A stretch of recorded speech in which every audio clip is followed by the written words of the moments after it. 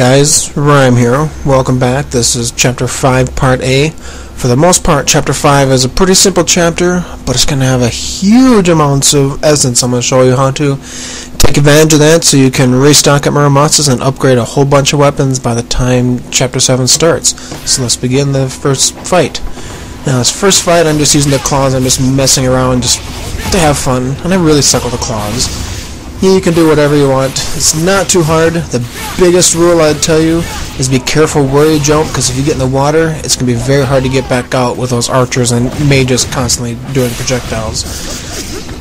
So I'm just going to do a bunch of moves here, take them out. Now if this fight is giving you a challenge, go ahead and use all of your Nimpo for this fight, because there's going to be a chest coming up that only has red orbs, and you might as well take advantage of it if you need it. And so that was my actual first UT, so I'm sure you're shocked that I'm doing a fight with so few UTs. Okay, take care of this guy. He's almost gone. There we go. No, I didn't take too much damage. A little blue essence here never hurts. Okay, let's go on to the next fight. The next fight's going to be a whole bunch of lichens. Okay, we got the dual katanas equipped. Let's jump over here, start charging, and watch how much the dual katanas UT just takes him out.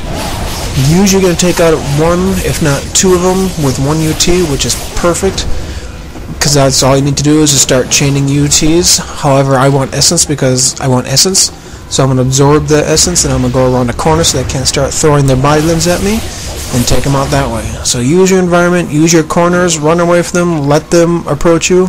Now right here is where you get your Kasuragama, but since it's a new game plus for me, I already have it. But like I said, use your environment. These lichens are about dumb as fence posts, so sit there and stare at you while you charge a UT, and they won't do anything about it. Now here's that chest that only has red orbs, so if you needed to use Nimpo for the first couple fights, go ahead. You have to open this chest to get the next fight to spawn. In fact, it took me a little bit to figure out why I couldn't get that fight to spawn, because I never opened the chest and never used Nimpo.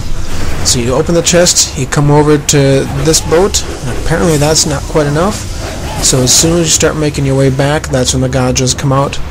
And they're the red ones, and watch out for their tail whip. The tail whip is harsh. Now the red ones have a little bit increased AI, and they also have projectiles. And then the Zuna drop will not kill them, so you gotta be careful. I like to chain lunar ETs, especially when I don't want to fall back in the water. And an ET, that last hit oftentimes does them in. You gotta watch out for them very, very carefully, because their tail whip can oftentimes be a one-hit kill and it can be difficult to dodge. So you may notice I'm gonna use the words lichen and werewolves interchangeably. The reason I use the word lichen is because the chapter is called Lycanthrope's Castle or something like that. So lichen is short for that, and of course they're werewolves. So start charging here, take out a few, absorb their essence, and the way I absorb their essence without getting hit is I wind path over their heads for a little bit of extra immunity. Now in that case I didn't need to. Looks like I took out two right there. Okay, that's the problem with the dual katana's UT. It has a few times during the UT where it absolutely has to hit something, otherwise the UT gets cancelled. A little bit frustrating. Usually it's not a problem with these guys. So you can see I ran back, ran around a corner. There I just wind path over him to get the essence. So I'm going to find another corner so he can't throw anything at me. And there we go. Just start charging. And watch him just stare at you. Now in that case I didn't use a corner because I was far enough away from the body parts for not to make a difference. And his AI wasn't standing back and tossing projectiles. His AI was telling me that he was just going to slowly approach me and wait for me to kill him. Like I said, these guys are about as dumb as fence posts, and they'll just sit there and let you kill them if you give them the chance. So why am I doing this? Not getting much essence, just showing you that there's essence here, and if you really need to get essence to chain more UTs and ETs for this fight, go ahead and use that. Now I've got a save coming up, but since I'm doing so good on health, I feel comfortable going on to the next fight.